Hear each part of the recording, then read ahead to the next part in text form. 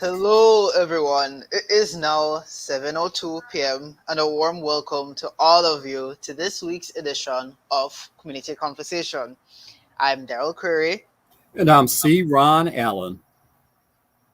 As you know, this is the first Friday in the month of March, which indicates, if I'm not to be mistaken, that we've passed exactly 1 year since Community Conversation has been on the air. That's right, Daryl. We actually began community conversation on Friday, February 14th, Valentine's night, last year in the spaces of the Milagro Center. And we were in person back then. We remember, if I remember, we had our chief of police. We had Mr. Ike Powell from the Palm Beach County Youth Services. We had Reverend Fashaw and his bride, and a few more dignitaries were with us that evening. Dignitaries. Why dignitaries, sir, for that term? Dignitaries? Well, very good question. But I think, and correct me if I'm wrong out there in TV land, but the term dignitary is generally reserved for a very important person, the VIP we call them, more heads of state, ambassadors, and royalty, usually from another country. But in this case, I used it to say that these men and women who command respect in our community, because they're important and they're powerful people in our community. So that explains why I refer to them as dignitaries. Got you. I remember we switched to a virtual platform, a Skype that is, in March when it was declared that COVID had reached our shores and we could no longer meet in person. And as they say, the rest became history. But you know what's so interesting, Daryl? We have had 172 guests on, and we have not missed one Friday night since we went live. Yes, that's correct. We had shows Christmas night and we had shows New Year's night. And that's remarkable. And I think that is commendable to our production team, which includes you, Dina, Neil, and the crew over at Boca Raton TV. I think, sir, something very admirable. We should toot our own horns in retrospect. It is something that's definitely worth celebrating. You are celebrating. You're absolutely correct on that. And since we have a very full show tonight, a jam-packed show, Daryl, we're going to push the celebration pot back to next weekend. How about that? No So, problem. guys, you at home, you have some time, about a week, to prepare for the anniversary celebration. But what we're going to do tonight, though, is someone out there in TV land, someone is celebrating another birthday, another Pisces. Our special man, Nigel, is turning turned 9 today. And Nigel, we just want you to know that your KOP family loves you, son, and wishes you a happy birthday. Check this out, Nigel.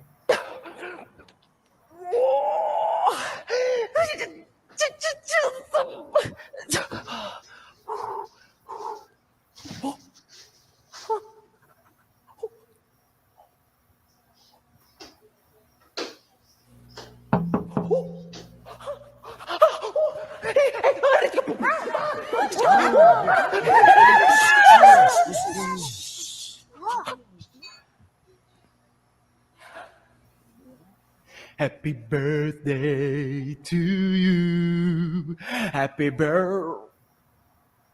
Happy birthday to you. Happy birthday to you. Happy birthday to you. Happy birthday.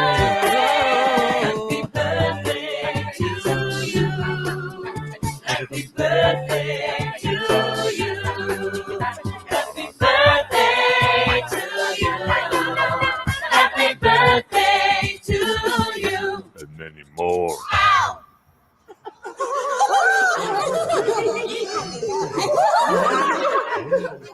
I love you back. Happy birthday to you. Happy birthday to you. Happy birthday, dear Papa. Happy birthday to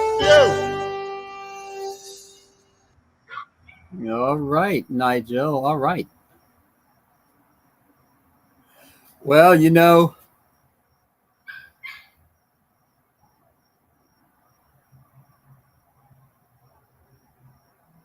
all right, Nigel. Happy birthday again, son.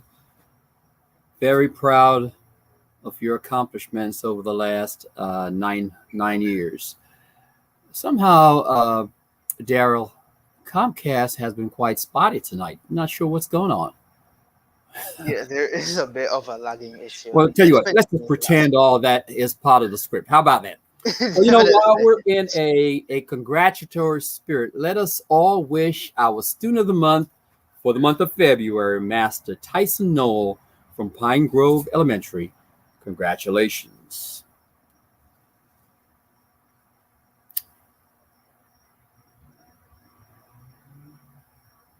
Tyson was presented a bike courtesy of the Delray Beach Police Department last Friday night at our Fish Fry Fridays, and his parents received a 6-month supply of food and meat courtesy of His Love, Grace, and Mercy Ministry and several of our local stores, local grocery stores. Again, congratulations, Tyson. Bringing last week's show into mention, thanks again to the team led by Miss Gina Pear of Amazon Hub Delray, Miss Carlene, Ticho, Paul, who hosted the show in her backyard, Mr. Derek Glenn and George Williams, who did a beautiful job setting up in the backyard, and Mr. Eric Ackers, South Florida's jazz musician, for providing the entertainment.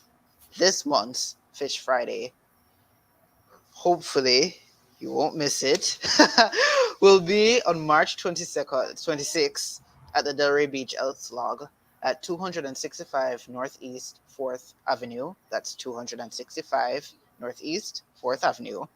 So go ahead and mark your calendar, please. Tickets will be in high demand. Yes, they will be, because guess who's going to be celebrating some birthdays? Nigel's going to be celebrating another birthday. Yes, as you know, this is Black History Month. And yes, I know I said that. That's right, Black History Month, because although February may be over, we here at Community Conversation celebrate Black History 365. So Definitely. hold tight in your seats. We have a clip of 2 of our students to demonstrate Black excellence.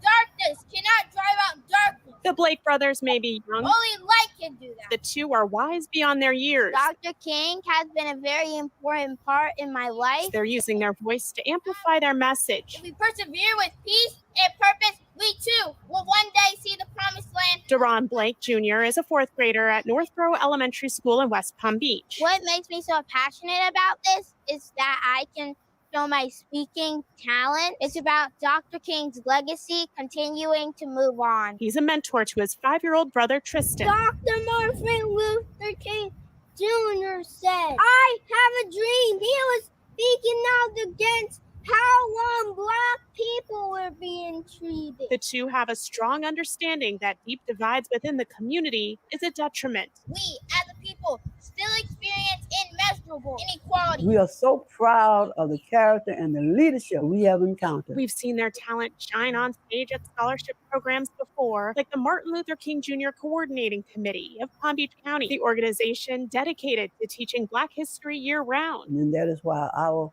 organization, after 40 years, is successful. My dream in life is to help others. Understanding the fight for equality comes with responsibility. Become a leader that can help others. They're ready for the challenge. Without him, I wouldn't have gotten this far. We need a little bit of him today. Lenny Sue Paul, WPTV News Channel 5.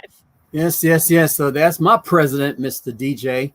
I'm telling you, DJ Daryl is our president for our Soaring Eagles, and tomorrow morning he'll be in fine form. Speaking of Soaring Eagles, if you are out there, if you're in elementary school and you're out there listening, make sure you join us tomorrow morning from 10 till 12 noon for our Soaring Eagles program. We have a master, one of the masters in the space shuttle program, and knows a lot about the program to Mars. He'll be on to speak to the kids about all they need to know about the space shuttle program. And guess what, Daryl? Have you ever thought about how they refuel the space shuttle in space? Do you know how they do it? Fuel reserves. Maybe they Fuel keep, reserves. What does that mean?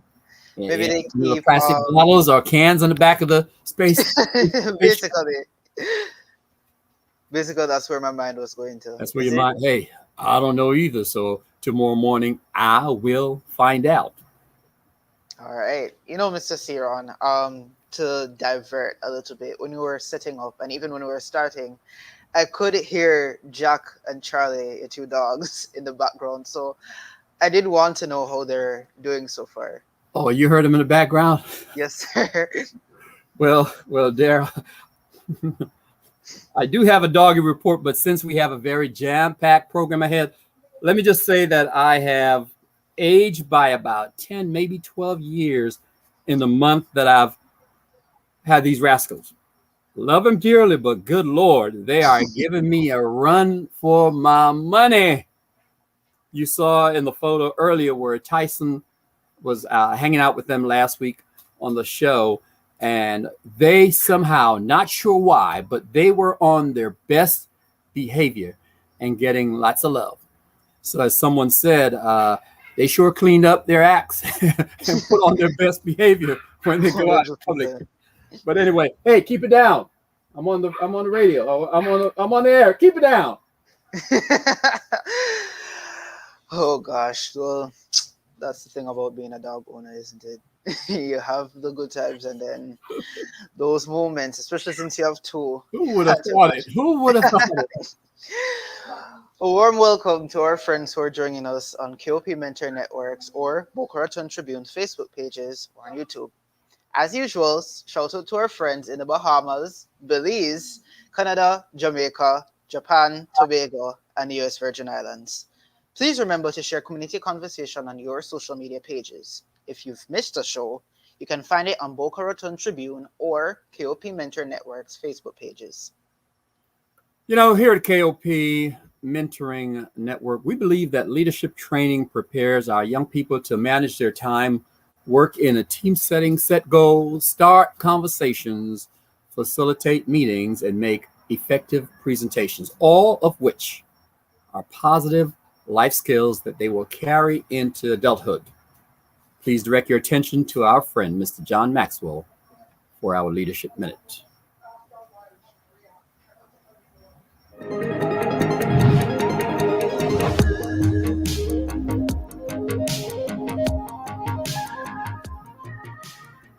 Hi, John Maxwell here. Welcome to Minute with Maxwell. The word today is routine.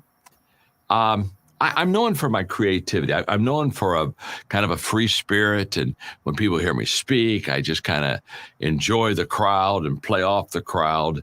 And so they probably feel that a person as connected and enjoying myself and the experiences I am, probably routine would not be a good word for me, but it's a great word because I'm a person of systems.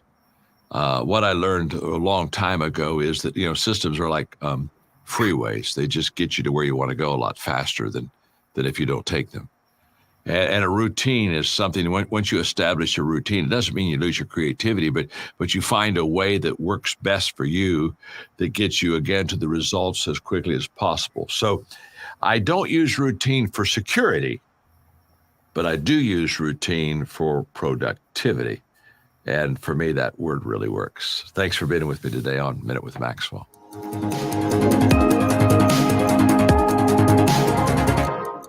And thank you, Mr. John. Thank you as usual. As I said earlier, folks, exactly 1 year ago on February 14th, 2020, we began Community Conversation.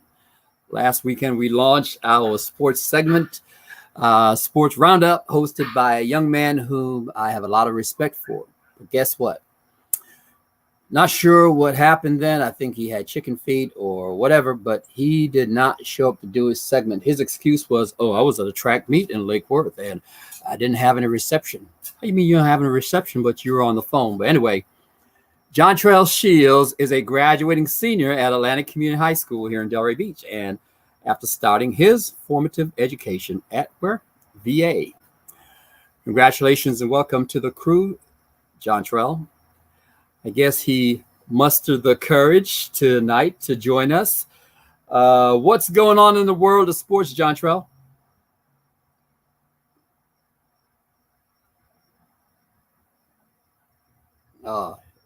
Is he hiding again this week? Hello, sports fans. I am Jontrell Shields with this week's Sports Roundup.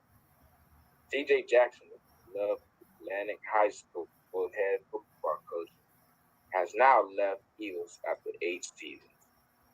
Jackson, who mustered up a record of 68-23, took his team to the state championship game and won the tri-championship last season after going 5-1. What was a shortened season because of the pandemic. A proud product of KOP Mentoring Network, Coach Jackson has been giving back to his community since 2005. When he started the nonprofit organization Prep and Sports Inc., Prep and Sports have turned struggling youth into scholar students. Throughout academic and emotional support, as well as training athletes on the field. As one of your best players, if I may say so, Coach, thanks for all you taught. And I am the best in your new gig, South Carolina. Also, welcome my coach, Coach Stewart, or as I say, Jamel Stewart.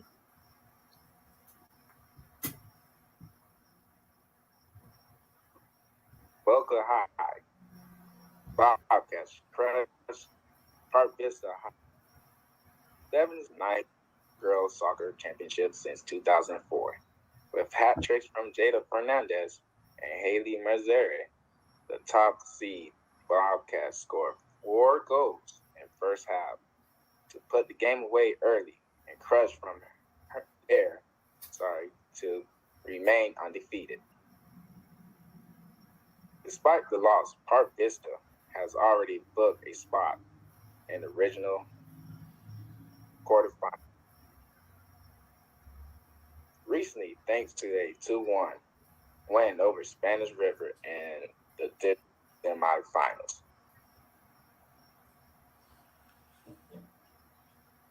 In his first collegiate appearance at the plate, Florida Atlantic University freshman Caleb Pendleton hit a pair of grand slams and a single inning recently. When the bird ball connected with Pendleton's bat, it sailed off the park, leaving the freshman in shock. His second home run was equally as impressive. Several media outlets showed Pendleton with colleagues, including Collegiate Baseball, named him a National Player of the Week in the Golden Spike. The way made him a candidate for Performance of the Week. AMD, that will be your sports roundup this week. Wow, Daryl, our young people are certainly on a roll tonight, boy. But I can't believe this man told me he was going to be here today, and he chickened out and sent a tape. Isn't that something?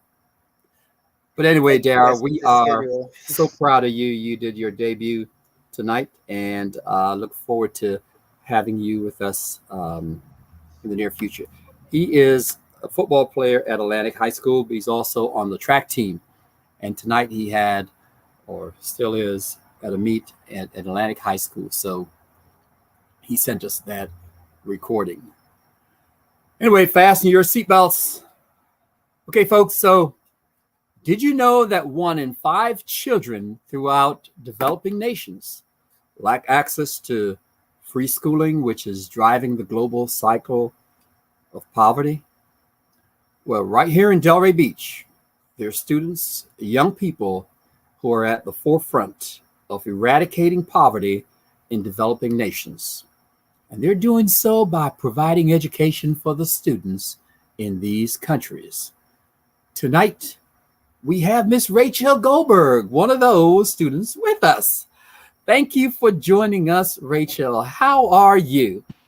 I'm good. Thank you so much for having me. I'm I so am honored just to be happy here. to see you. Wow.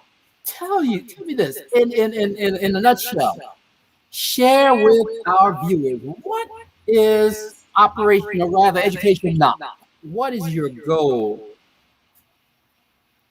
So, I volunteer for an organization called Education Rocks with a team of students at Atlantic High School. And we are putting together a virtual benefit concert, a concert of performers. And we are going to broadcast it live on Zoom webinar next Friday, and kindly ask for donations, and all of those donations will go towards us and our students that we're paired with in developing countries such as Indonesia, Guatemala, and Haiti. Now, what should people expect at this concert next week, and how do we attend? I know it's in Zoom. I think the link is in the chat there if you're watching. And tell me more about it. It's going to be virtually, but tell me more about that.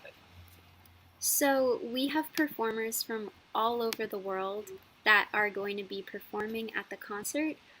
We have people from Africa, Singapore, Indonesia, Guatemala, as well as the United States, in multiple states, New York, Tennessee, Florida, just to name a few.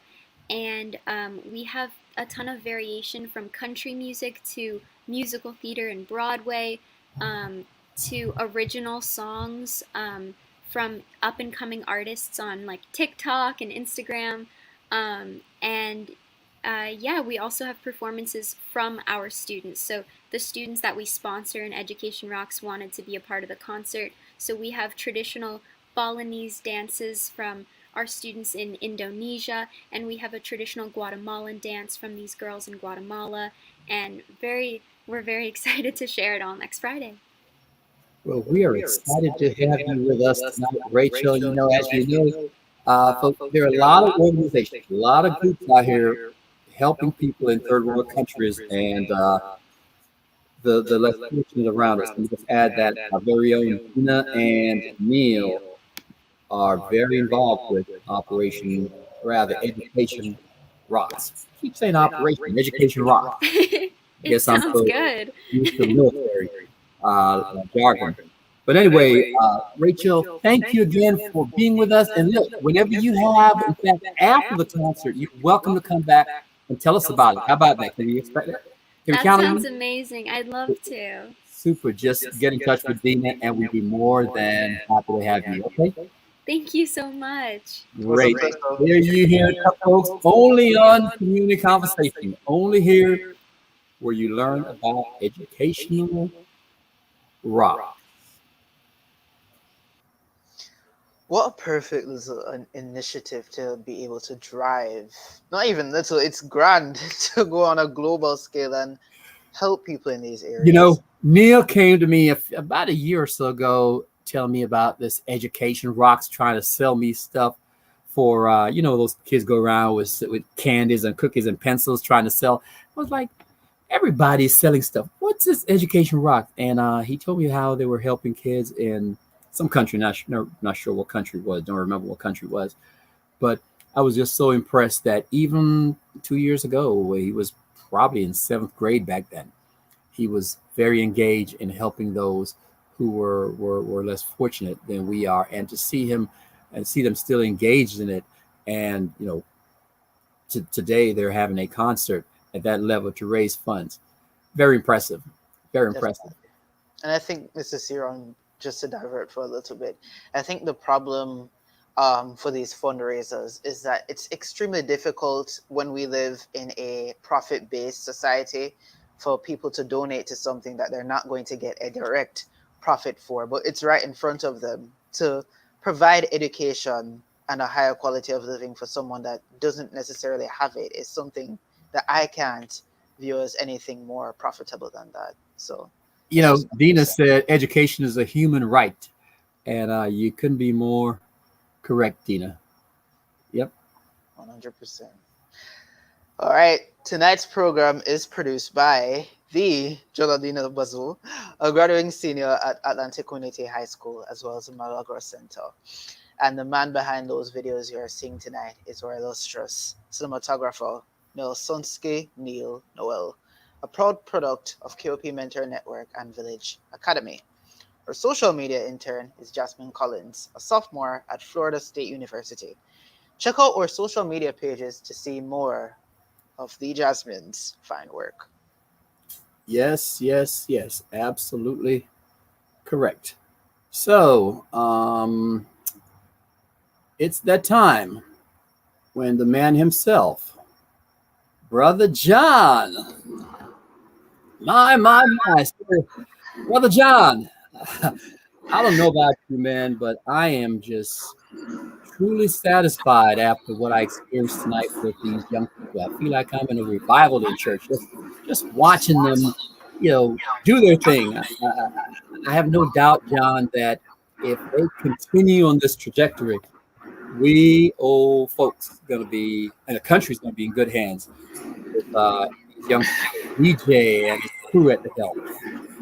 Absolutely. I'm in agreement 110%.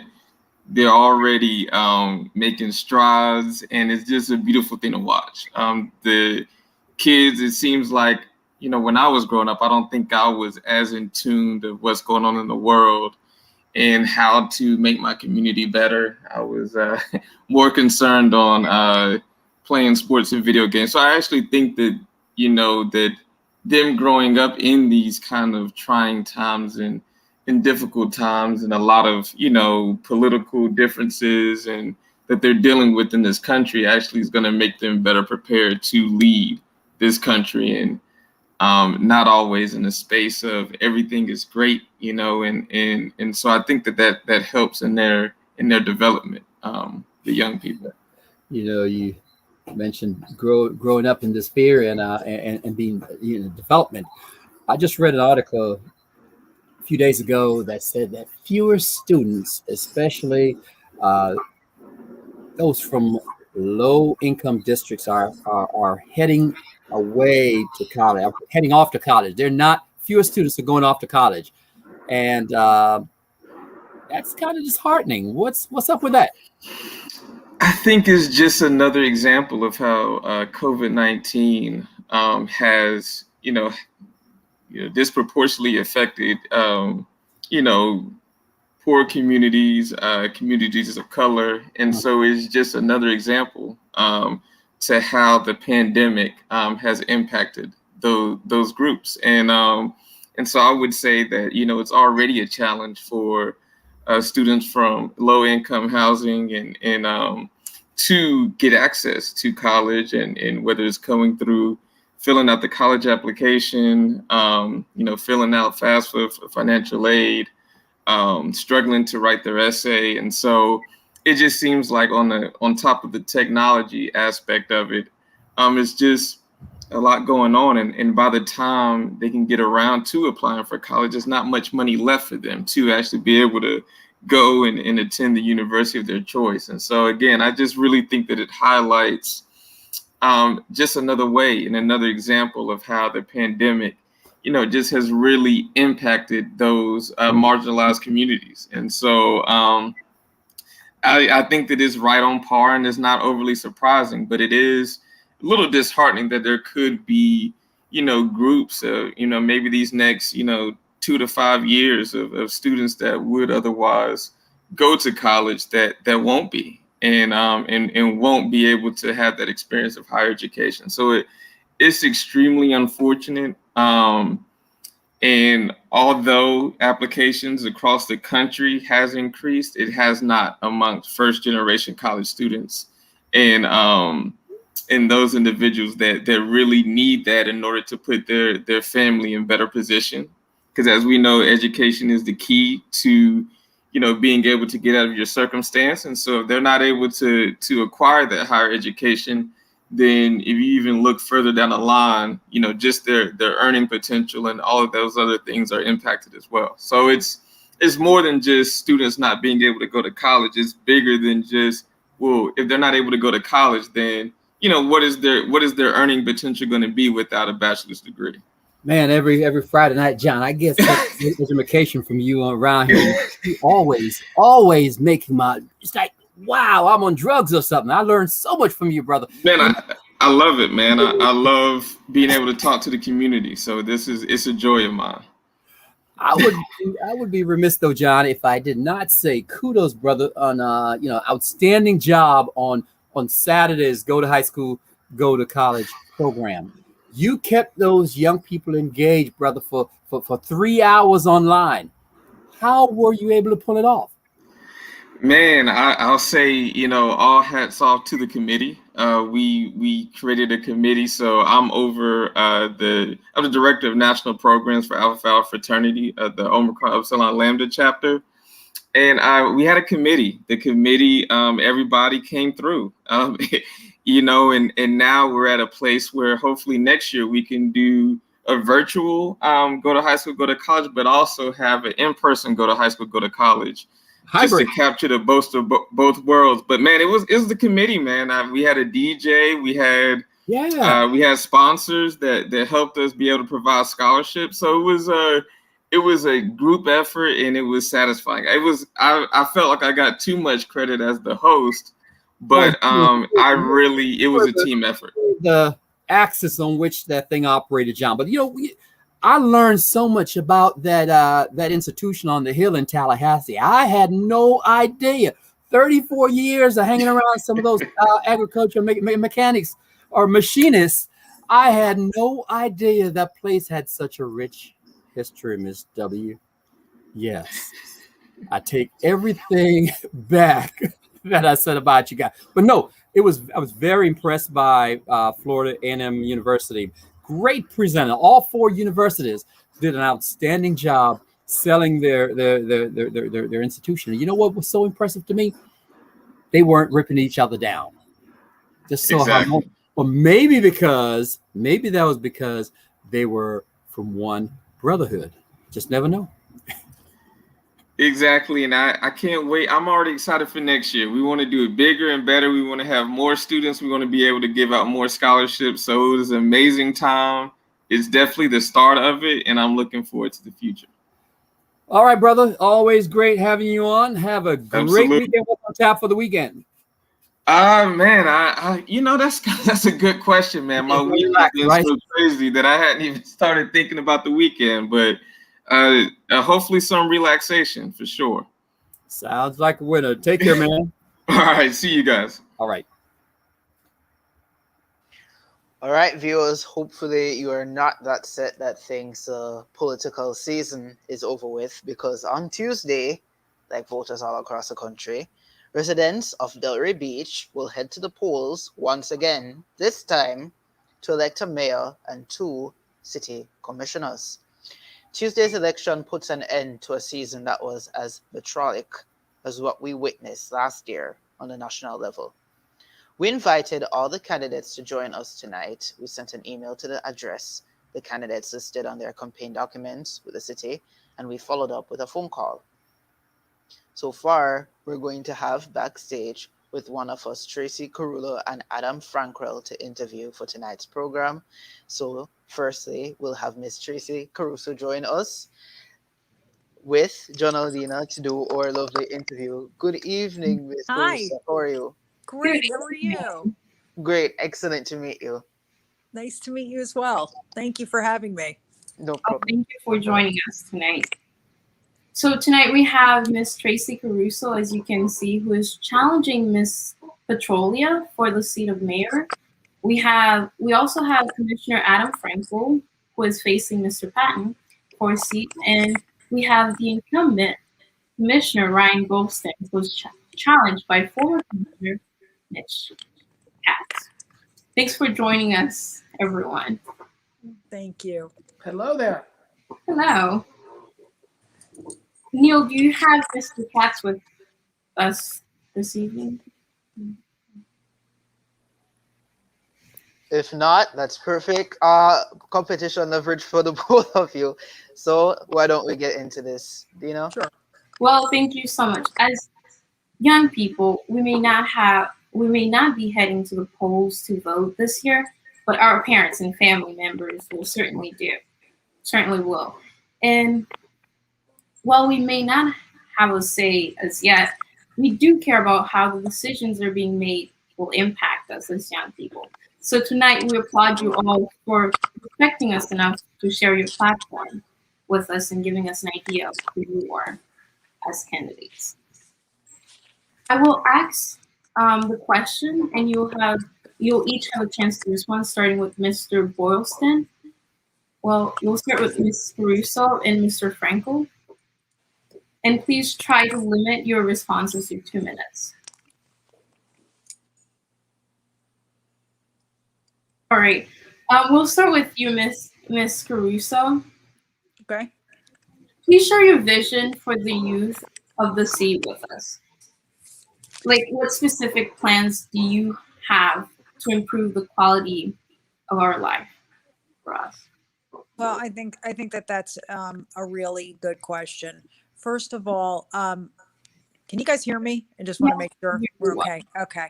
I want to make sure the most important thing I have for our whole community is equity, and everyone needs to feel equal. And I think that one of the ways that we do that is through education. Education is extremely important. And I'm so glad to see, a young person such as yourself out here asking questions of your elected officials, because that's how you're going to get more within any community, by engaging your elected officials and expecting things from them. So in terms of our education, I'm very proud to say that I have been endorsed and I'm being supported by our school chair in Palm Beach County, Frank Barbieri, who really would like to work really would like to work with us in Delray to make sure that we have A-rated schools. But there's a lot of programs that we need to really be working on. We need vocational training in schools. Not everybody is on the same path. Not everyone is going to be going to college, should be going to college, or even wants to. We need to really concentrate on more vocational training. I think that that's essential. Reading programs through nonprofits and churches, I think that that would be an essential thing. More academic programs, STEM, health and fitness programs. I'd also like to see government and civic programs sponsored by the city. I think that that's something that I think would really be good in terms of our youth in the city and really getting them engaged in the community. Civic engagement has really been at an all-time low in Delray Beach, and I would love to see kids, especially high school kids. I did a mentoring program for some girls in Atlantic High School, and it was incredibly good for them, and it was incredibly good for me. And I think it's part of what's keeping things like that, keep kids interested in the community. They want to help the community. And when they do leave for school, or if they don't leave for school, they want to stay in Delray Beach. And that's how Delray Beach will thrive, with people growing up here, getting their education here, and staying here to help the next generations. So that's a little of what I see. Okay, just sidetrack for the viewers. What you should be paying attention to are bold initiative plans that are detailed, like what Ms. Caruso has outlined for us so far. And I do appreciate you for that. Perfect. Thank you. That's what we need to see in Thank a you. candidate. So my follow-up for you, due to a bit of extracurricular work I've been doing over the break period, I've come to find out that 1 in 5 of our district students don't have access to educational supplies, actually. And that was even before we were all attenuated by the events of the pandemic. So I do believe that economic insecurity for our students is a very large hurdle that we have to deal with. What would be your main point to approach this? I think that the city does need to get more involved with the community in general. I think one of the problems that we're having, especially now, it's because of COVID.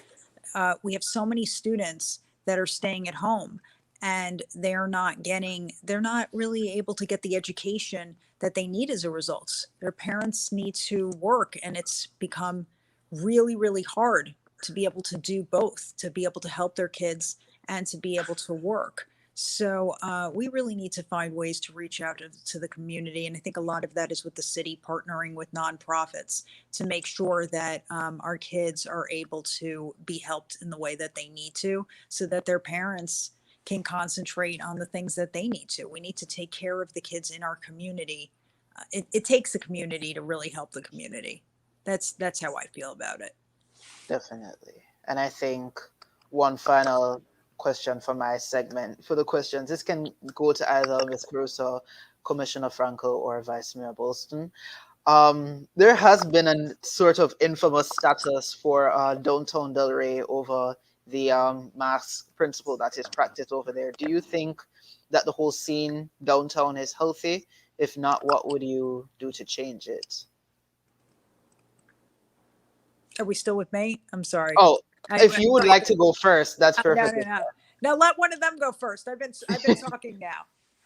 Well, I'll be happy to jump in. I'm new to the group, so let me start by putting on my mask. No, I'm kidding. I'm here in my office, but listen, we have as a commission, we have asked for more flexibility to be more strict with our restrictions, and I know Commissioner Frankel is in line with me there. Unfortunately, we do have to answer to the state, and we have to answer to our governor, and we're not able to put in the restrictions that we'd like to put in place. And let me be very clear, we're all for people going out into the world and being safe and supporting our businesses. But a blanket set of rules for the entire state of Florida, the fact that Palatka, Florida, and Delray Beach, Florida, are playing by the same rules, I think we could all agree that that's not exactly appropriate. So we have sent letters to our leadership at the state level saying that we need the ability to put different restrictions in place because we do have Atlantic Avenue in the heart of our downtown, and it is the number 2 most pedestrian, with the most pedestrian count in all of Florida. Isn't that unbelievable? And we do need the ability to do that. Unfortunately, we don't, but we're advocating for it. Perfect. All right, it's going to hear some ideas to mitigate this at least. For other 2 candidates, any thoughts? Well, I would agree with Mr. Boylston, and it's very hard to follow Mr. Boylston and Ms. Caruso as they are such great speakers and such great leaders for our community. We just attended a wonderful event with our Haitian community. Everyone was wearing masks. Everyone was being distant. Everyone was being careful. If we had more people walking up and down Atlantic Avenue, practicing social distancing and all the safety necessities to make this pandemic go away quicker, that would be a good idea. We also need to get people vaccinated. It's been very difficult with our governor to get the needed vaccinations for our parents, our grandparents, and then eventually us, that will, get us back to a normal way of life. And we'll get there. The good thing is, I think we have a good team in place. We will have a good team in the future, and we'll make sure we get through this all together as a community, because it's a community problem. It's not an individual problem, and it's something that we need to take the necessary safety precautions as a community. Perfect. Thank you so much, Mr. Franco. Now, Ms. Caruso, any final points that you can make on this? Oh, I think you're muted right now. All right, okay. perfect. Am I unmuted now? Okay, now I feel love again. Okay. So I just want to mention my husband is a state representative, Mike Caruso, and he actually has been very vocal about the fact that he did think that we should have a statewide mandate for masks. So, so we do have an advocate who did want it, but it is not his decision, as I think you guys know. Otherwise, we would have it. But I do think that Atlantic Avenue. I think that the restaurants are doing it right. I think people are very careful when they go in there. I think we have a lot going on the streets with people really crowded together. I think a lot of it has to do with people being young. There are a lot of very young people that are out. They go out at night and they just I don't think that they worry about it. I think that that's what it is. And I think it's just sort of a byproduct of just being young. I think that's what a lot of people do. And I would love to be able to see people be more responsible about it, though. It's still a scary thing. And maybe that has to do with education too, making them understand that if they catch something, maybe they'll be okay, but maybe their parents or their grandparents won't be if they bring home something to them. So I think that we still have work to do. I'm just glad that we have a vaccine out now and that more people are getting vaccinated, and hopefully we'll just see some progress, because this has been going on a very long time. So it would be really nice to see us. I think we're starting to get a little more normal, and I'd like to see us just keep moving forward. All right. Thank you so much, Ms. Caruso. Lovely response. Now, Dina, what do you have in store for us? Let's reach back. We didn't get an answer from the other two candidates for your vision for the youth of the community. What specific plans do you have for the youth of the community? Well, sure. I'll jump in there. The number one thing that the youth or any resident in Delray Beach should be looking for from their elected officials is to listen. That's number one, right? And there was a mayor that served our community in the past, Mr. Jeff Perlman, and he said it best that he wants to ensure that his children go on and venture out into the world, and maybe they go to college or maybe they just go out for experiences, but he wanted to make sure that they come back here. And he would even joke that it was kind of selfish, right? Because he wanted them to come back and have their family here and have their grandkids here. And but I think that's really important that we're building a community here, and that's why I'm really proud to say that Mr. Frankel and I, we have approved a record amount of workforce and affordable housing over these last 3 years. Now, workforce housing is for the youth. That's for the youth to come back and live in a vibrant community, in a vibrant downtown like Delray Beach. And we want to make sure that we're enhancing our educational opportunities in Delray. We're building a new 20,000 square foot facility in partnership with our school district, with incredible programs there for high paying jobs. But at the end of the day, we're here to listen to you. We're here to listen, right? Whatever it is that you want and you need, you're the next generation, and we're here to serve you. But I think we've been doing a pretty good job of listening and delivering. Well, thank you. And Mr. Commissioner Frankel?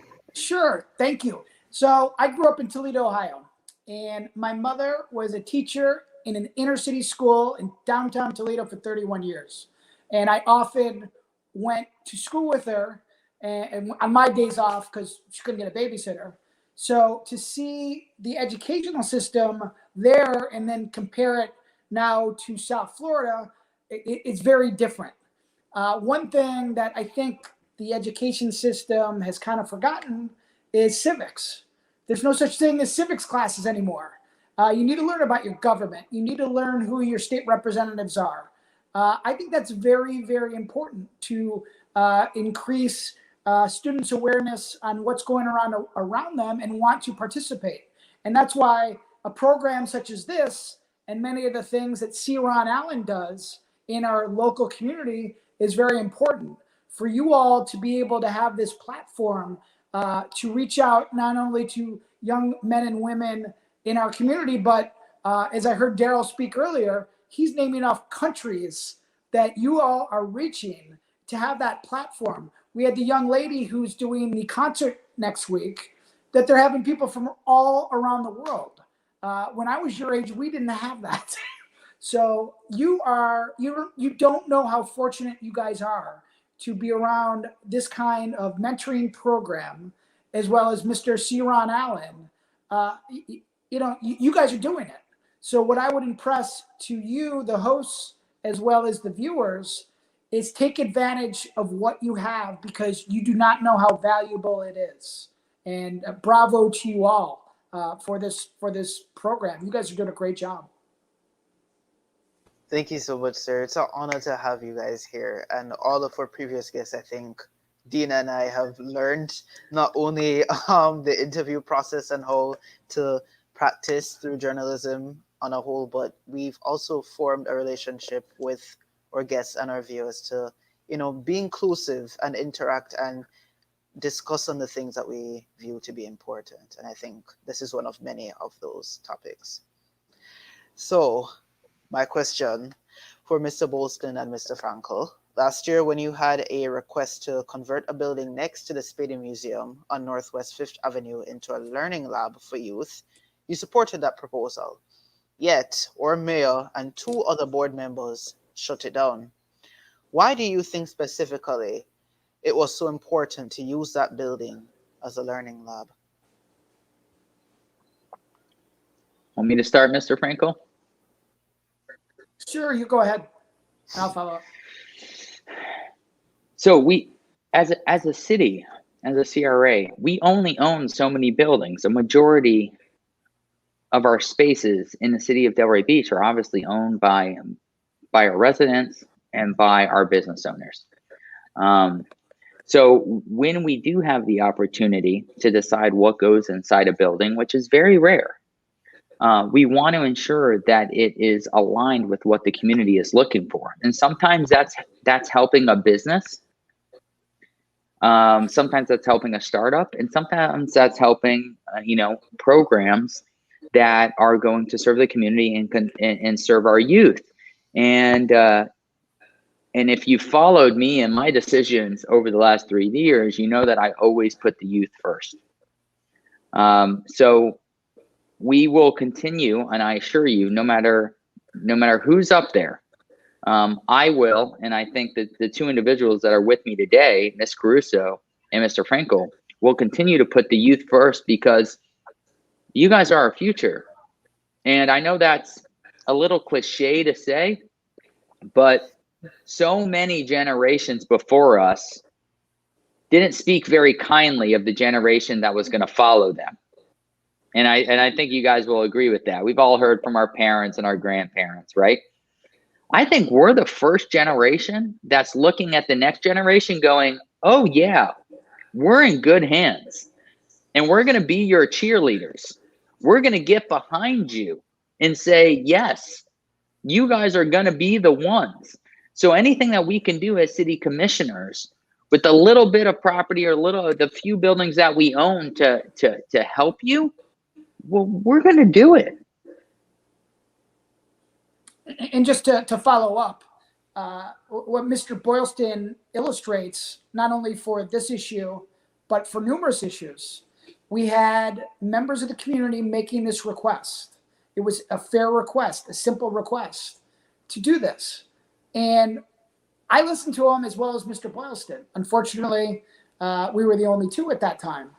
But here's what you learn from this. You don't just stop there. There's other opportunities to do these things. And it's very, very important to contact those, whether it be on the city commission or the mayor or other members of the community, to advocate your positions, to state reasons why you think things should happen one way or the other. And it's such an important lesson in life. You may not win every fight that you go for. However, remember long-term goals. This may not have worked out, but there'll be other opportunities. So don't forget that. Perfect. Now, Ms. Caruso, to involve you in this part of the segment, you spoke earlier to remind the viewers that your initiative would plan to instate vocational training for students. That would be a top priority, as well as civic programs. God forbid, if you were supposed to be instated into power and these initiatives specifically that you had planned was denied, what would be your approach up from that point? Quite honestly, the way I see it, I really think that Mr. Boylston and Mr. Frankel will get in. Again, I see no reason why they won't be elected. And I know that if I get in, that the three of us would definitely be very strong advocates for all of these programs. So I don't worry that any of these things will get denied if you have the right slate of candidates. It's a good reason. This is why your vote actually matters. This is why, you speak to your parents and, your friends and everyone else, and you get them out to vote because you want people that are aligned with your views and want the same things. And I think that the three of us are very huge advocates for educational opportunities of all types. Vocational training is important. It really is. And if you have the three of us in, I know that we're all going to advocate for it. So I don't worry that those things that we won't see eye to eye and that it won't go through, because you'll have three as a majority in this case. And I think in terms of education, we see things the same way. I love how you brought that up, because I was silently recognizing that there seems to be a union in the framework of your mindset all. And even though you have distinct personalities and different ways of thinking, there is that intersection of your thoughts. And yes, teamwork does simply make the dream work. So perfect response, Ms. Caruso. Dina, last question for the night. Oh, okay. Lastly, I want to ask you each. Oh, wait, one last question for Ms. Caruso. I noticed that on your signs you have Save Docs. So what is the fate of Docs if you get elected? Docs? Saving Docs. I hear you. I don't hear you. Okay, sorry, you had me muted. I would like to see Docs zoned as historic. I'm the chair of the Historic Preservation Board right now, and that was what I always wanted. I want to see Docs zoned historic, and I'd like to also see a good project being developed over there, because right now what we have is where it's very interesting. When you get to Swinton, right at that intersection at Atlantic, it's like it ends. Whether you're going west or you're going east, it's like, it's over. Here it is.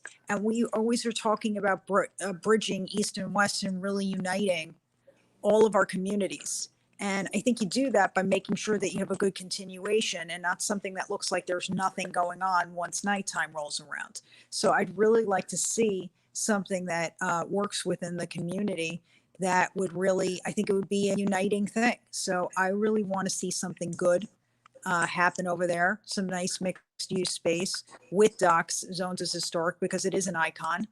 And I think that we would all love it for generations to enjoy. I think Docs is something that when you come to Delray Beach, it's the thing that stands out to you. When you go to Atlantic Avenue, it's like, yeah, that place. And a lot of people have such great memories of it. And I'd like to be able to see that for generations to come. Well, definitely. We all have a lot of memories going there too. Our last question, my last question for you all tonight is, why should voters choose you over your opponent? So Who wants to go first? I'll jump in. So what I would tell the voters is just look at the track record, right? Ask the leaders in our community. Ask our police, ask our fire, ask our realtors, ask our economic councils, ask our mayors. We have 7, 8, 9 mayors that are still living in our city, former mayors. Ask them, right? Get input from them. And I think all of them will have something in common. And that'll be not only to vote for Boylston, but to vote for Frankel and to vote for Caruso. You know, and I think that's really important. And it's not just because of the work we do on the dais or how we vote. Because I assure you, when it comes to how we vote, and I'm looking at you, Commissioner Frankel, you and I, we're not always on the same boat. You know, we're not always seeing eye to eye, but that's okay. That's okay.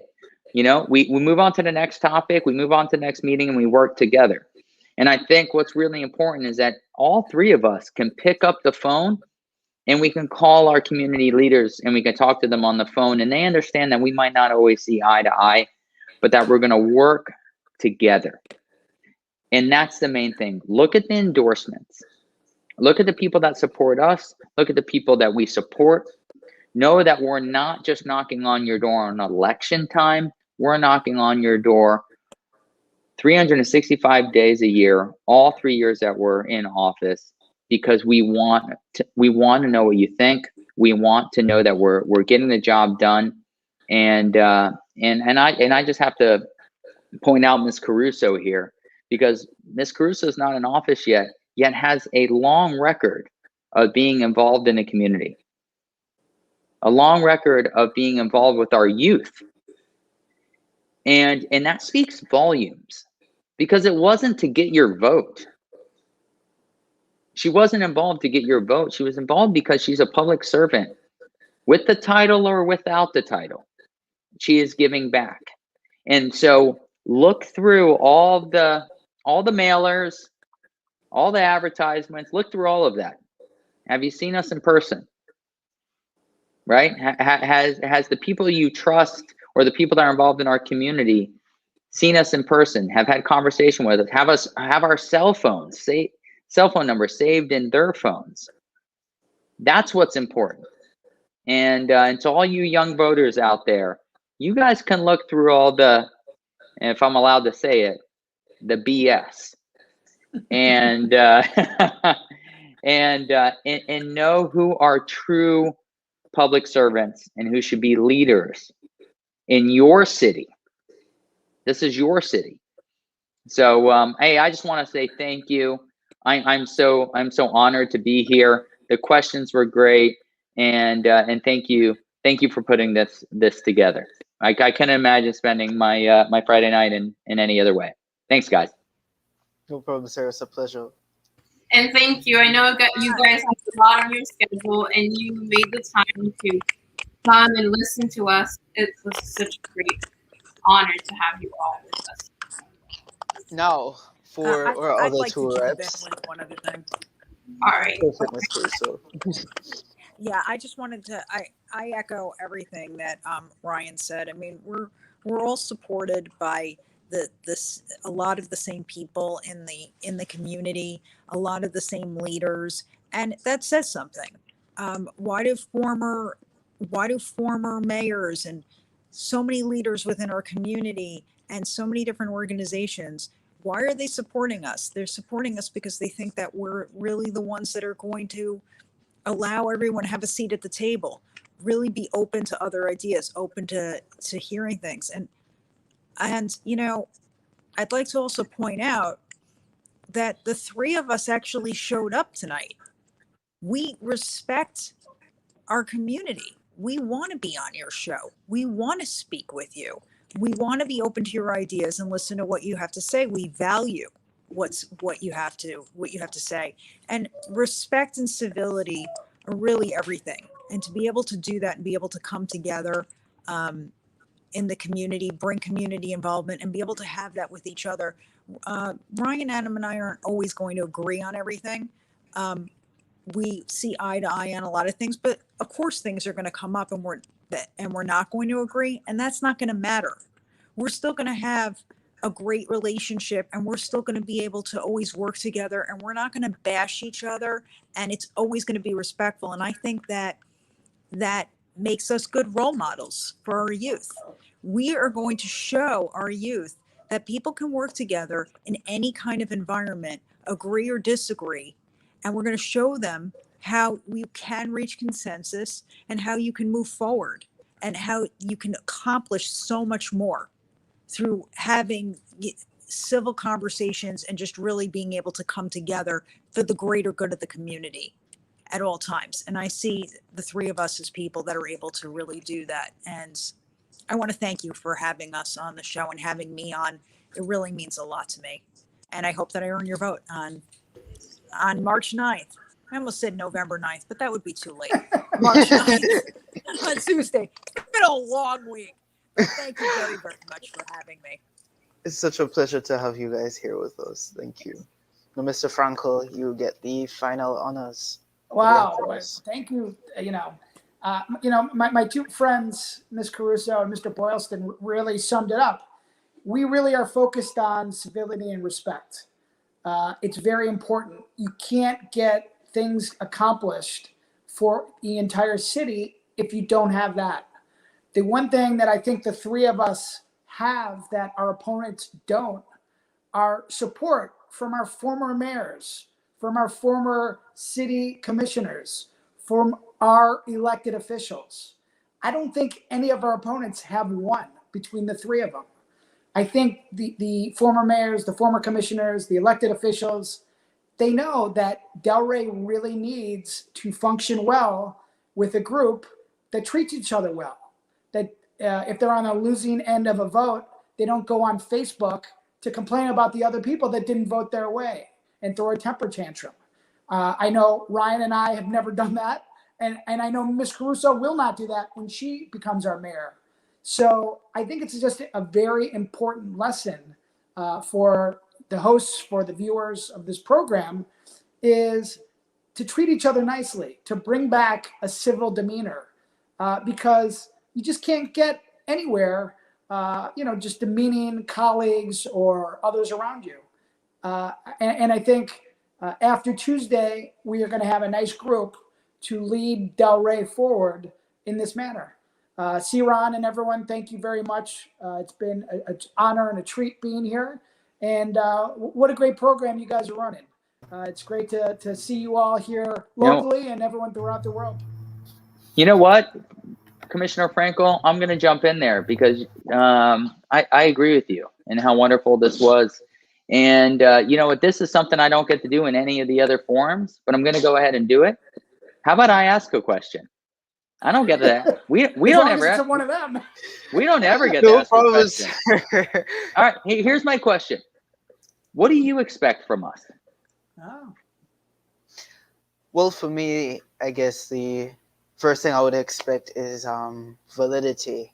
I think the difficulty in the election process, especially with what we're seeing now, since the political scheme is now motivated during the pandemic, is that we're having a harder time seeing through that facade that a lot of politicians do put up during their election campaign, where we're getting promises that aren't lived up to in office. But based on the backgrounds that I've read for the three of you, how well you've communicated with the both of us tonight, no script attached, might I add. And you all had immediate thoughts and principles that you had up front just innately for each of our questions. I just think that's a beautiful reflection of the type of people we need in politics. So validity, that's my feeling. Thank you. Well, thank you, Daryl. We are being real with you right here. Like, I didn't have a chance. We are working so hard. We were all at an event tonight and then came straight to jumping on here. And like, I haven't even eaten dinner. This is what I'm eating for dinner. Do you want real? I'm eating Cheetos for dinner. All right. That's how busy we are. So I appreciate that, because you want to know who your leaders are, right? You really want to know them. And I saw C-Ron, he jumped up on the video there for a second there, but I know C-Ron, and C-Ron knows me. And I think a lot of... Oh, sir, you've gone muted. I think we had an audio issue. But I was going to say that I would say that a lot of residents in our community can say that they honestly know us. They know Tracy, they know Adam, they know Ryan. And I'm purposely not saying commissioner or candidate for the mayor seat. They know Tracy, they know Ryan, they know Adam, they know us as we are in the community. Because you know what? Just a reminder, we're residents too. So I think to wrap up tonight's events, hopefully our viewers have a perfect assessment of the type of people that we need to vote for March 9th. I think the three of you could not come in higher demand, and to assess, it's just a pleasure to be able to interview the three of you. Thank you so much for coming. And thank you for taking time for us. Your busy schedule with the election coming up this Tuesday, March 9th. Thank you so much. Hopefully we'll see all of you at the polls to make the best decision that we could for Delray. Thanks again. Your vote counts. Every vote counts. And that will about do it for tonight's edition of Community Conversation. We hope you learned something tonight that will make a significant impact on your life this year. And young people, there is no greater investment you can make on a Friday night than being with like-minded folks on Community Conversation. Thank you to all of our guests for participating to enlighten us, from Ms. Goldberg and her Bold Education Rocks initiative, and our three lovely political candidates. And a big sincere shout out to the Boca Raton Tribune for simulcasting us on Facebook and YouTube. A special thanks to our sponsors, Healthier Delray Beach, Blot New Look Barbershop, DNA Total Fitness, Jeff Stern CPA, Wellness Financial, Roots and Wings, Ezra Krieg, Marsha Eisenberg, and Doug Young. As we wrap up tonight's session, we leave you all with this message.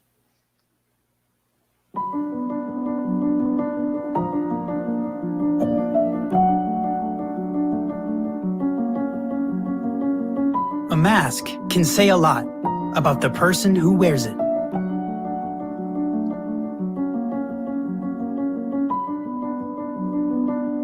But even more about the person who doesn't.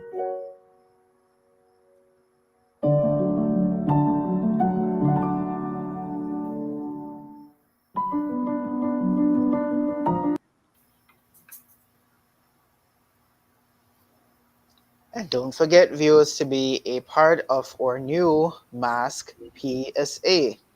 Remember to take a picture of yourself wearing your CDC approved mask. No class mask will be tolerated here for 100% safety. That's what we care about in KOP Mentoring Network. Send your photo via email to Mr. C. Ron at kopm.org to flaunt off your civil duty and your right to protect yourself, and show everyone and us at KOP why you are that steward.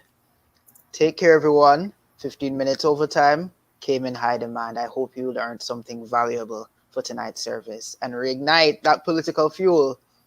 Have a good weekend. Take care. Good night.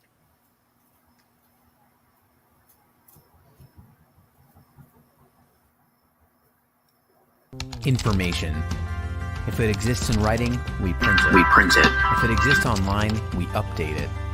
If it exists on mobile, we notify. If it exists in video, we show it. If it exists in audio, we play it.